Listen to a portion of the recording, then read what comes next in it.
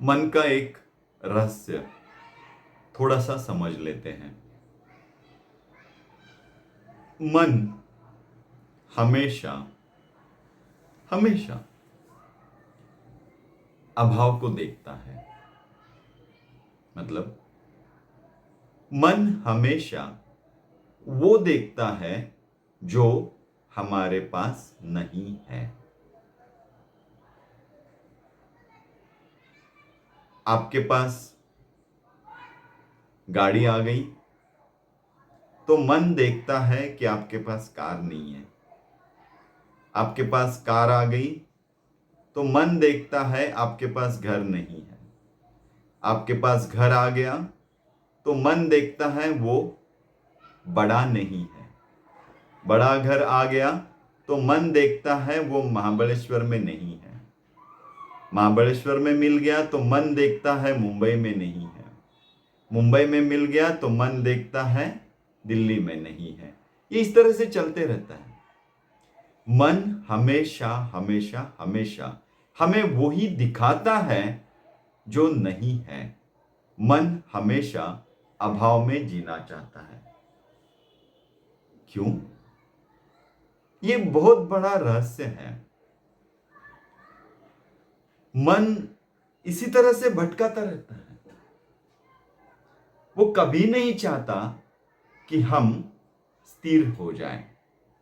क्योंकि अगर हम स्थिर हो गए, वर्तमान में हो गए, जो अभी है उसके साथ हो गए, जो अभी है उसी के साथ उसका आनंद लेने लग गए, हम क्षण में रहने लग गए, तो उसकी जरूरत क्या पड़ेगी? मन की जरूरत भविष्य काल और भूतकाल के लिए तो लगती है। देखिए कितनी विपरीत बात है। हम जीवन जीना चाहते हैं और मन हमें भटकाना चाहता है। मन अपना जीना चाहता है, हम अपना जीवन जीना चाहते हैं। और मन कभी आपको अभी इस वक्त आपके के पास क्या है इसमें जीने नहीं देता है। वो भेज देता है भविष्य में क्या आपके पास नहीं है। वो बोलता है ये नहीं है, इसे लाओ। अभाव को देखते रहता है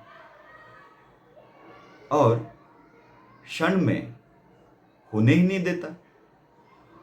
हम अगर क्षण में हो ले, जरा सोचिए, अभी इस वक्त जो है जैसा है उसमें आप मस्त है। तनिक श्वास लीजिए, खुश हो जाइए, आनंद से लीजिए, इसी क्षण में रहिए। देखना जरा करके, आपको तुरंत पता चल जाएगा। जैसे ही आप अपने श्वासों के साथ हो लेते हैं, जैसे ही आप अपने श्वासों के साथ इस क्षण में स्थिर हो जाते हैं, मन की जरूरत नहीं पड़ती। मन आकांक्षा है, मन आशा है, और वो हमेशा हमेशा भविष्य में या भूतकाल में हमें घुमाता रहता है। मन का ये स्वभाव है। हमें मन के परे जाना सीखना होगा। अगर इस स्वभाव को अच्छे से समझ ले तो ये मन का खेल भी हम समझ सकते हैं। मन जिस अभाव को देख रहा है वो इसलिए देख रहा है कि वो आपको स्वस्थ नहीं बैठने देना चाहता, क्योंकि उसका चलना ही भविष्य में है। मन की मृत्यु ही वर्तमान में हो जाती है। उसकी जरूरत नहीं पड़ती। अगर आप वर्तमान में हैं, आप एंजॉय कर रहे हैं, इसीलिए तो वो चाहता है कि आप आगे आए, भविष्य में आए। आप भूतकाल के बारे में सोचते रहे, आप वर्तमान में ना ठहरे, इसका सारा इंतजाम मन करता है। और जो मन को पार कर लेते हैं वो इस खेल को अगर समझ गए, मन की इस क्वालिटी को समझ गए, गुणधर्म को समझ गए, स्वभाव को समझ गए, तो हम उसे पार कर लेते हैं। और वो उसे जो पार कर लेता है उसे ये मन के खेल का पता भी चलने लगता है। पता चलने लगता है कि देखो वो कैसे अभी मुझे कुछ करने के लिए उकसा रहा है, मुझे कुछ करने के लिए भेज रहा है, हम पूरी तरह से जागरूक हो जाते हैं।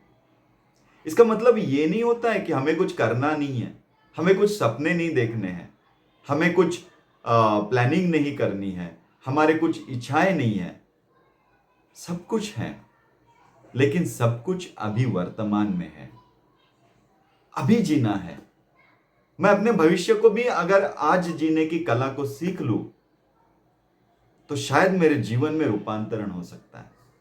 और यही तो सब है, और यही तो सीक्रेट है कि अगर मैं भविष्य अभी जीना शुरू कर दूं, मेरी आकांक्षाएं, मेरी इच्छाएं अभी जीना शुरू कर दूं, तो मैं अभी पूर्ण हो जाऊं।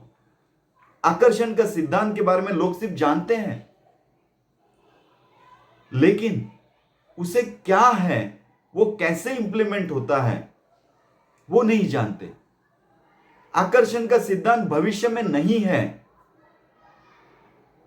आकर्षण का सिद्धांत आप अभी इस वक्त क्या जी रहे हैं, इससे है।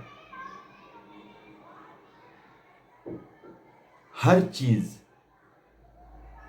अगर मैं मन के परे जाके, मन के इस स्वभाव के परे जाके अभी इस वक्त जीना सीख लूं, अभी जो है उसके साथ होना सीख लूं, अभी जो है उसे परिपूर्ण देखना सीख लूं, फिर वो मेरा भविष्य हो, मेरा भूतकाल हो या मेरा वर्तमान हो, अभी इस क्षण में मैं जो हूं, जो कर रहा हूं, जो भी है, सब कुछ परिपूर्ण देखने की कला, और यही साधना है। इस क्षण में आप परिपूर्ण हैं, कोई कमी नहीं है, रत्ती भर की भी कमी नहीं है, 1 mm की भी कमी नहीं है, परिपूर्ण है, कंप्लीट है, पूर्ण है। अखंड मंडलाकारं व्याप्तं येन चराचरं तत्पदं दर्शितं येन तस्मै श्री गुरवे नमः।